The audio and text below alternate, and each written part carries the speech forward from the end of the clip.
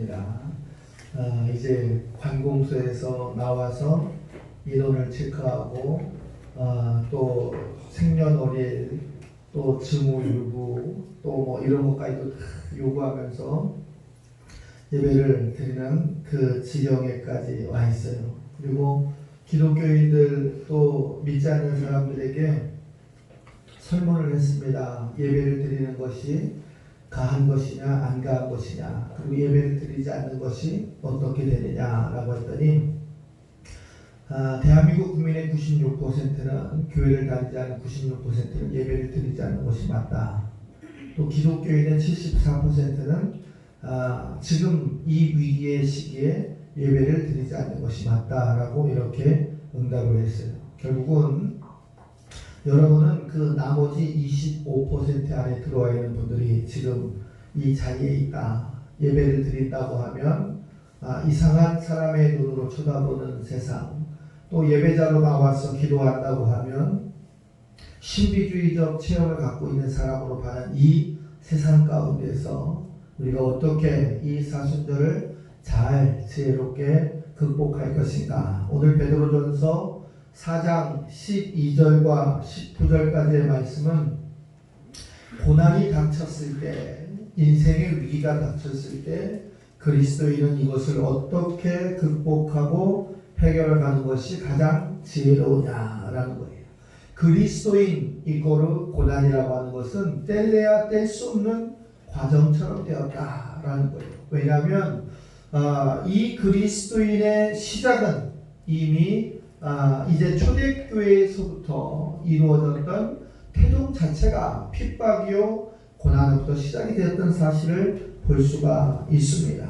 그래서 어떤 학자들은 그렇게 이야기합니다. 십자가 없이는 왕관도 없다. No cross, no crown. 이렇게 이야기하면서 고난을 가진 자만 승리의 영광을 받을 수 있다라고 그렇게 이야기합니다. 얼마나 세상 사람들이 두려워하고 있습니까?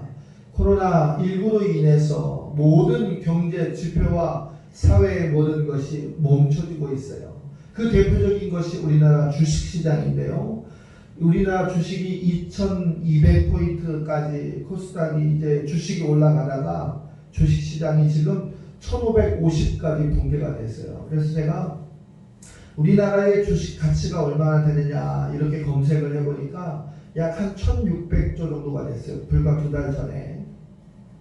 2달이 지난 지금 현재 한 400조 가까이가 빠졌다. 어떤 학자들은 300조, 어떤 400조 그러는데 가장 큰 폭을 치면 400조 정도가 빠졌다는 거예요. 자, 미국의 이제 애플사 하나의 주식이 한국 돈으로 바꿔놓으면 1600조 정도가 된대요. 그러니까 대한민국의 전체 기업이 가지고 있는 주식 가치보다 미국의 애플사 하나가 가지고 있는 주식의 가치가 더 큰 거예요. 그러니까 이 미국의 경제가 마이너스 금리, 제로 금리, 또 대출 규제, 수출 압박 이거 하나만 할 때마다 우리는 뭐 하는 거예요? 출렁출렁거리는 거예요. 정부가 50조의 긴급 자금을 푼다고 얘기해도 이제 경제학자들은 이미 늦었다라고 얘기해요. 방어의 선이 너무도 늦었다. 그럼 우리는 어떻게 해야 되느냐? 그럼 자포자기하고 모든 것을 포기하고 이제 주저앉아만 있어야 되느냐라는 거예요. 이 베드로후서가 기록되었던 AD 64년경의 상황을 보면 그리스도인들이 어떻게 이 세상 가운데서 살아가야 될지, 얼마나 위대하고 어려운 시대 가운데서 우리가 어떻게 대처해야 될 것인가를 정리해주고 있습니다. 오늘 디모데후서 3장 12절의 말씀에 보면 이렇게 소개가 됩니다. 그리스도 예수 안에서 경건하게 살고자 하는 자는 박해를 받으리라. 그리스도인이 박해를 받는 것은 당연한 것이다 라는 거예요. 그렇다면 우리는 지금 문제가 고난이 문제가 아니라 고난을 어떻게 해결해 갈 것인가, 그것이 또 문제라는 거예요. 고난에 쥐들려 있고 무릎을 꿇고 두려워하는 것이 문제가 아니라 어떻게 이것을 헤쳐나갈 것인가, 어떻게 이것을 극복하고 승리할 것인가. 지금 이 자리에 나와 있는 저와 여러분, 하나님 앞에 이 고난이 떠나가기를 기도하는 것으로 멈추는 것이 아니라 이 고난으로 인해서 내게 오는 하나님의 은혜와 방법이 무엇인가를 속히 깨달을 수 있는 영적 지혜가 저와 여러분에게 있기를 주의 이름으로 축복합니다. 고난을 좋아하는 사람은 단 한 명도 없습니다. 고난이 유익하다라고 생각하는 사람도 하나도 없어요. 그러나 고난이라고 하는 것은 무조건 피한다고 해서 능사도 아니다라는 거예요. 오늘 성경은 우리에게 똑같이 무엇이라고 이야기하냐면 진정한 신령한 믿음에 있는 그리스도인은 고난을 당한다. 결국은 고난은 당하는 것이기 때문에 두려워하는 것이 아니라 그것을 극복할 수 있는 방법과 지혜를 찾는 것이 예수 안에서 저와 여러분이 가져야 될 시야요 방법이다라는 거예요. 헬라어에서 고난이라고 하는 이야기는 막 보아서 안다라는 뜻이에요. 우리가 이 된장인지 똥인지 이렇게 설교 시간에 있어서 불편하지만 찍어봐야 되고 먹어봐야 안다라고 우리에게 질문하는 이야기들이 있지 않습니까? 이 성경은 고난이라고 하는 것은 맛보아서 안다라는 표현으로 우리에게 소개하고 있어요. 고난의 맛을 알게 되면 고난이 왔을 때 불평하거나 원명하거나 또 실족하는 것이 아니라 그 맛을 보고 나면 우리가 감사함을 찾을 수가 있다라는 거예요. 오늘 우리의 시선이 주님께 고정된다면 그 맛을 우리가 느낄 수 있습니다. 이 시선이 주님께 우리가 고정되어 있을 때 강하고 담대하고 주저앉지 않는 인생의 승리자가 될 수 있다는 사실을 우리가 바라보면서 사순절 네 번째 주일을 맞는 이 기독교 절기에서 가장 위태롭고 가장 험난하고 가장 침울한 역사의 시간, 이 고난의 주간 동안에 우리는 세 가지를 기억해야 되는데, 첫 번째, 이 고난은 해결의 방법은 우리를 믿음의 사람으로 만들어준다. 이 고난으로 말미암아서 더욱더 견고한 믿음의 사람으로 우리를 만들어준다라는 거예요. 베드로전서 4장 12절의 말씀, 사랑하는 자들아 너희를 연단하려고 오는 불시험을 이상하게 여기지 마라. 이 우리를 연단하는 불시험을 이상하게 여기는 것이 아니라 그것으로 인해서 무엇하라? 즐거워하라 라는 거예요. 연단하고 불시험하는 것을 우리가 두려워한다면 두려워할수록 우리를 압박하는 것들이 더욱더 많아진다라는 거예요. 고난이 올 때 불평과 원망과 더 세상의 사람들처럼 완악해지지 말고 오히려 기도와 믿음 가운데서 이겨내서 순금 같은 존재가 되어야 한다라는 거예요. 욥기 23장 10절의 말씀, 욥은 이렇게 고백합니다. 내가 가는 길을 그가 아시나니, 내가 가고 있는 이 어렵고 힘든 길을 하나님이 아시나니, 하나님이 나를 단련하신 후에는 내가 순금같이 되어서 나올 것이라. 고난으로 인해서 피폐해지고 무너지고 좌절하고 모든 것이 끝나는 것이 아니라 고난의 종점을 미리 이야기하고 있습니다. 고난의 종점은 전금같이 순금같이 완성되어진 우리의 모습이다 라는 거예요. 다니엘서 12장 10절의 말씀에 보면 그리스도인은 연단받는 가운데 고난받는 가운데 무엇을 해야 되는가 하면 회개하는 영이 있어야 된다. 고난 가운데서 회개하고 우리 스스로를 연단케 하신 하나님 앞에 정결케 하고 그 안에서 주시는 하나님의 지혜를 찾는 자가 되어야 한다라는 거예요. 이사야 48장 10절은 세번역으로 이렇게 말씀합니다. 내가 너를 단련시켰으나 은처럼 정렬하지 않고 오히려 고난의 풀무질로 달구어 너를 시험하였다. 고난의 풀무질을 통해서 우리를 시험하신 하나님, 그것이 시편 119편 17절 71절은 무엇이라고 이야기하고 있냐면 고난을 당한 것이 내게 유익이라. 다시 말하면 내가 왜 고난을 당한 것이 유익이냐면 그로 말미암아 하나님의 율례를 배우고 하나님의 지혜를 배우고 하나님이 내게 주시는 메시지를 듣게 되었습니다 라는 거예요.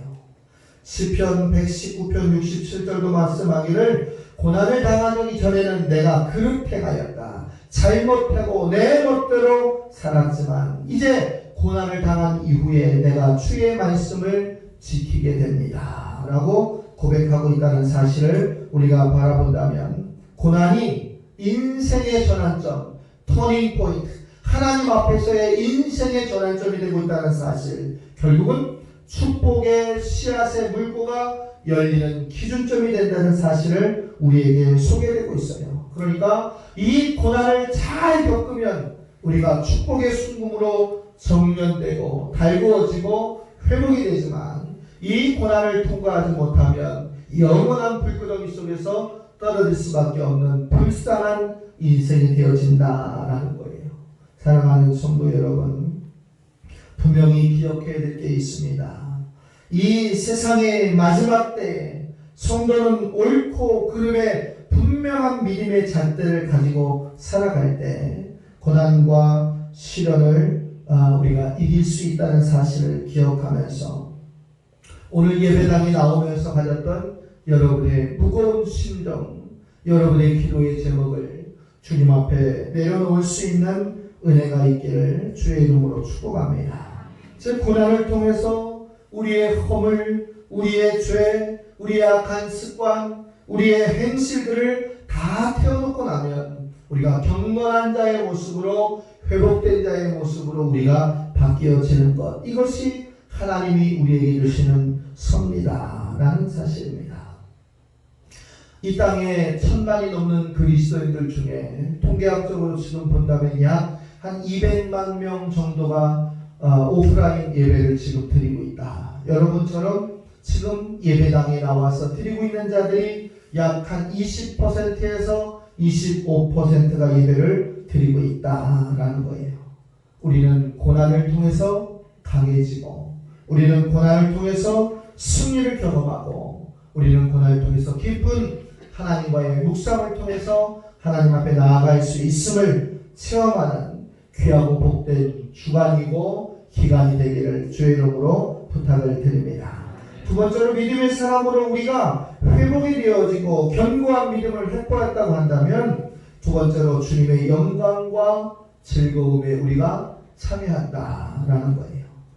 13절의 말씀의 기준에 보면 너희가 그리스도의 고난에 참여하는 것은 즐거워하라. 고난에 참여한다라고 하는 것은 무엇이냐? 예수의 이름으로 욕을 받는 거다. 13절의 말씀이에요. 16절의 말씀에 보니까 예수 그리스도의 이름 때문에, 그리스도인이라고 하는 이름 때문에 지금 고난을 받고 있다. 성경적인 말씀으로 역해석을 하자면, 지금 우리가 예수로 말미암아 당하고 있는 고난, 예수로 말미암아 당하고 있는 이 욕으로 말미암아 우리가 그리스도인이라고 하는 멤버십을 재충전하고, 그리스도인이라고 하는 이 이름으로 말미암아서 즐거워할 수 있는 기준이 됐다라는 거예요. 여러분이 마음껏 세상 가운데 나가서 나는 그리스도인입니다, 하나님을 아버지라 모시는 우리의 신앙인입니다 라고 이야기했으면 좋겠습니다. 신천지 사람들처럼 자기의 소속을 숨기고 자기가 전하는 것을 숨기면서 이제 나쁜 짓과 악행과 사이비 종교의 퇴역함을 건강한 국민들에게 외치는 그런 사람들이 되지 말고, 우리의 건강한 모습이 세상을 바꿀 수 있도록 여러분이 그 향기의 주인공이 되어야 한다라는 겁니다. 베드로전서 4장 13절 말씀 다시 보면 너희가 그리스도의 고난에 참여하는 것으로 즐거워하라. 이는 그의 영광을 나타나실 그때 너희로 즐거워하고 기뻐하게 하려 함이라. 이 기뻐함의 기준에 우리가 세워져야 된다라는 거예요. 서두에 말씀드렸듯이 대한민국 국민의 94%가 100명 중에 94명은 지금 예배드리는 것을 불쾌하게 생각하고 지저분하게 생각하고 사회의 적폐처럼 생각하고 있어요. 그리스도인들 100명 중에 74명이 예배를 드리는 것 자체를 부정하고 있다는 사실에 이 통계가 지금 우리 앞에 당면된 현실이라는 거예요. 우리가 할 수 있는 것은 무엇입니까? 사회적인 거리두기, 철저한 방역, 위생관리, 마스크 쓰기, 그리고 사회적으로부터 요구되고 있는 더 건강한 기준점을 우리가 회복하고 있다면 어떠한 집단에서 나올 수 있는 건강함보다 우리가 선한 영향을 펼칠 수가 있다라는 거예요. 사랑하는 성도 여러분, 우리가 믿음으로 말미암아 더 큰 영광과 즐거움의 증인들 되시기를 주의 이름으로 축복합니다. 장차 우리에게 주실 영광이라고 하는 것은 무엇입니까? 주님의 다시 오심이다.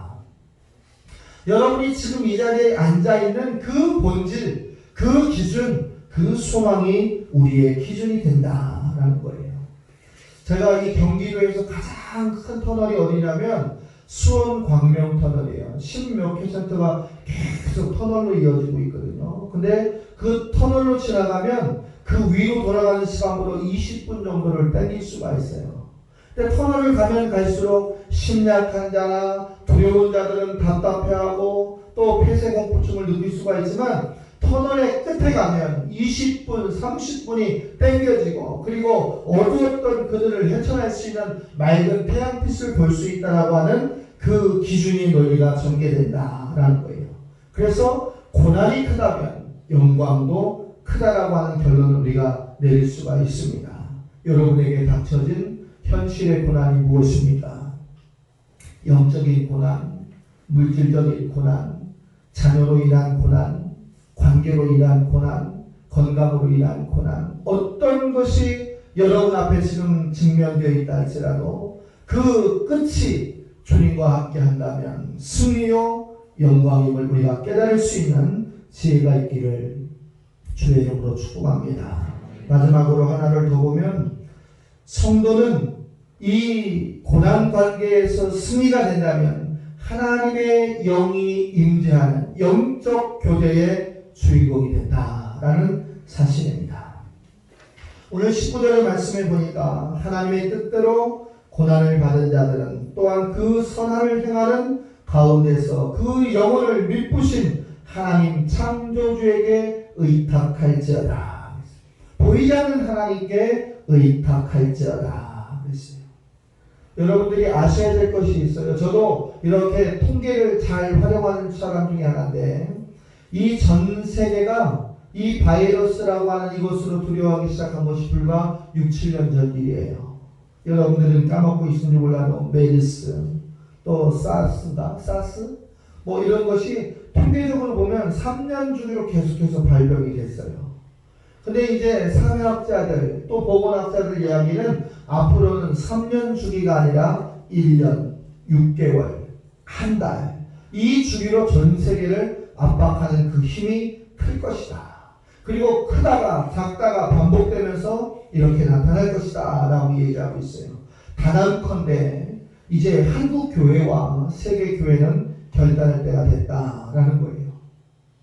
여러분 이제 앞으로 이 코로나 바이러스와 같은 이 상황이 여러분이 인생을 끝날 때까지 수십 번 더 온다는 가정을 놓고 본다면 그때마다 우리가 예배를 멈출 것인가? 그때마다 우리가 두려워할 것인가? 그때마다 우리가 모든 것을 다 내려놓을 것인가? 그렇지 않다라는 거예요. 오늘 베드로전서 4장 19절은 그 영혼을 믿으신 창조주 하나님께 의탁할지어다. 의탁한다라고 하는 건 뭐예요? 기대는 거예요. 맡기는 거예요. 내 힘을 다 빼고 그에게 모든 것을 넘기는 거예요. 결국은 뭐예요? 내 인생의 문제는 하나님의 문제가 되고 하나님의 문제가 나의 문제가 되어지는 회복의 역사가 우리에게 임할 수 있다라는 거예요. 사도행전 7장 55절 이하에 보면 스데반이라고 하는 순교자의 이름이 언급됩니다. 스데반은 어떤 사람이었느냐? 하나님의 말씀을 전하다가 돌에 맞아 죽은 순교자였어요. 스데반 집사가 하나님의 영으로 죽음을 맞이하는 그때 성경은 하나님의 영으로 그의 얼굴이 천사와 같이 빛나고 예수 그리스도와 함께 영광 중에 계셨다라고 성경은 기록하고 있습니다. 여러분이 주님으로 인해서 고난을 받을 때 즐거워할 이유가 무엇이 있냐면 그로 말미암아 내게 능력이 임한다. 그로 말미암아 내게 십자가의 능력, 십자가의 권세, 십자가의 이 힘으로 말미암아서 이어지는 악한 사탄의 영을 극복할 수 있는 능력, 두나미스가 여러분에게 임한다는 사실입니다. 그때 우리는 체험하고, 그때 우리는 경험하고, 그때 우리는 치유하고 회복할 수 있다는 사실을 우리에게 이루어주고 있다라는 거예요. 저는 천리행군을 2번 해봤어요. 2번. 천리행군이 400km예요. 400km를 천리라고 하는데, 천리행군을 한번 하려고 하면 400km를 걸어가서 작전을 하고 400km를 해서 퇴출하는 거예요. 그러니까 결국은 이천리행군이에요. 800km를 갔다 와야 한 달 훈련의 일정이 끝나요. 그때 중대장 할 때 2번을 해봤는데, 천리행군을 한 사람들이 10km를 걸어가고 20km 걸어가고 30km 걸어가는 것을 무서워할까요? 그러지 않습니다. 훈련의 강도를 높게 경험한 사람들은 그 이하의 훈련에 대해서 절대 두려워하지 않는다라는 거예요. 여러분이 성령의 능력을 소유한 십자가의 군대가 되었다고 한다면 인생을 살아가는 데서 어떠한 것도 두려워하지 않습니다. 걱정하지 않습니다. 그리고 지금보다 더 연약한 시험의 거리는 시험의 거리가 되지 않는다라는 거예요. 그것이 무슨 복입니까? 성령이 내 안에 거주하고 있는 성령의 전의 기준점, 하나님과 함께 할 수 있는 능력의 기준점이 저와 여러분에게 있다는 사실입니다. 요한복음 15장 18절은 세상이 너희를 미워하면 너희보다 먼저 나를 미워한 줄 알라라고 예수님이 우리를 위로하고 계십니다. 우리를 미워하는 것은 나로 끝나는 것이 아니라 내 안에 계신 주님을 미워하는 그들이다 라는 거예요. 그때 주님이 고난을 받고 우리와 함께 하심을 느낀다라는 거예요. 저와 여러분이 예수님으로 말미암아서 더 많은 핍박과 그로 말미암아서 이루어질 수 있는 능력을 체험할 수 있는 한 주간이 되었으면 좋겠습니다.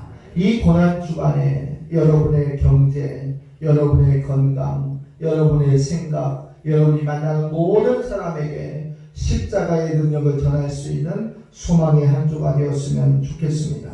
무슨 일을 하든지 성령이 함께 하시면 여러분이 좌로나 우로나 치우치는 어려움은 없다라는 사실을 기억하시기를 바랍니다. 사도행전 9장 31절의 말씀에 보면 온 유대와 갈릴리아와 사마리아와 교회가 평안히 서고 든든히 서가고 주를 경외함과 성령의 위로가 진행하여 수가 더 많아졌더라 라는 거예요. 지금 온 세상이 난리가 되고 온 세상이 다 추락한다 할지라도 이 안에서 일어나는 사람이 있습니다. 그리고 이 안에서 축복받은 자가 있습니다. 그 사람이 저와 여러분이 되어야 될 줄로 믿습니다. 스테반처럼 진리 안에서 굳건히 내 신앙을 지키고 주님 오시는 그날까지 달려갈 수 있는 신앙인, 사순절 4번째 주일을 맞는 저와 여러분의 한 주간이 그 고난 뒤에 감춰져 있는 하나님의 축복을 바라볼 수 있는 결단의 믿음의 승리자가 되어야 될 줄로 믿습니다. 말씀을 정리하겠습니다. 사랑하는 성도 여러분, 이제 이 세상 살아가는 동안에 그리스도인이라고 하는 그 자체가 고난이요 십자가임을 우리가 직면하고 그로 인해서 이상한 일로 생각하지 말고 흔들리지 않기를 주의 이름으로 부탁을 드립니다. 주의 영광의 날 더 큰 것으로 위로받고 회복되는 줄로 믿으시기를 바랍니다. 불시험이 우리에게 다가온다 할지라도 넘어지지 않고 그 시험을 겪고 이길 수 있는 승리의 결단, 주의 성령의 능력을 가지고 일어설 수 있는 저와 여러분이 되시기를 바랍니다. 이 예배당 밖으로 다시 나가서 세상 가운데 나갈 때 불같은 시험 가운데서 여러분의 감정을 통제하고 여러분의 경제권을 통제하고 여러분의 건강을 통제하고 여러분의 이성을 통제해서 주님의 마음으로 나아가서 승리할 수 있는 그러한 한 주간 되시기를 주의 이름으로 축복합니다. 기도하겠습니다. 하나님 아버지,